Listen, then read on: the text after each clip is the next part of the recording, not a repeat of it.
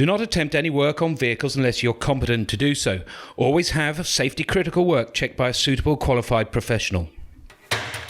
There are several critical components in a motor vehicle. Tyres, most importantly, they're the only bits that should be in contact with the road. Brakes, very important because that's the bit that stops us moving. I always think if you have a problem with an engine or a gearbox, the vehicle may not go very well. But if you have a problem with the brakes, it may not stop very well. And 3 tonnes plus a motorhome is a lot of vehicle to have poor brakes. We've just finished overhauling this one. We fitted new brake discs and pads. This caliper had partially seized due to the vehicle standing around for long periods of time, no doubt. What's happened is the bottom slide pin has seized up.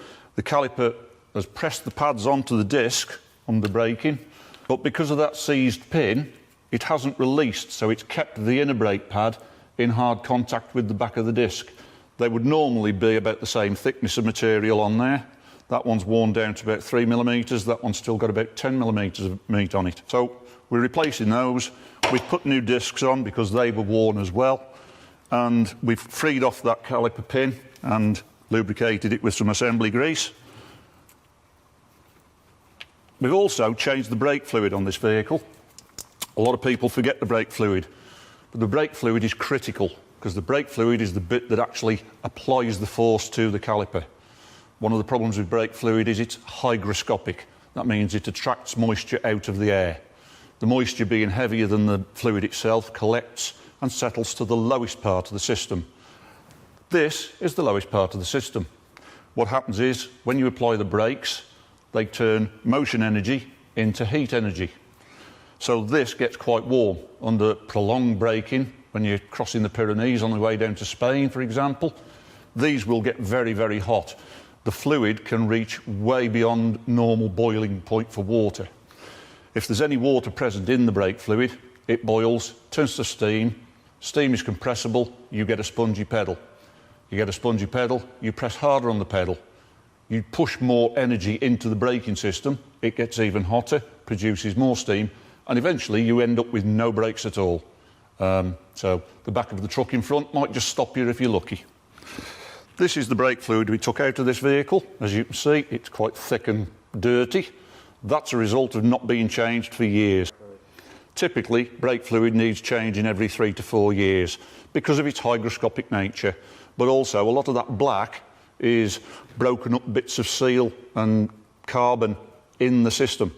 Needs to be taken out because that doesn't help. And this is what brake fluid should look like. A clear, honey-coloured fluid. That's brand new. That'd be good for 3 or 4 years. So that's your braking system. Your technician that's doing the work should, while he's at it, be checking things like brake hoses, checking there's no splits or cracks or that they're twisted or damaged in any way. This is all good. The brake pad wear sensor is connected. That's quite important. On this pad you can see this wire in there. That's connected to the brake sensor. It's just a small sensor embedded in the brake material. When the pad has worn down, that sensor comes into contact with the brake disc, completes an electrical circuit and puts a warning light on the dashboard. That was the first clue that we'd got a problem with this, but due to an annual service, we found it and solved it before it became a real dangerous problem.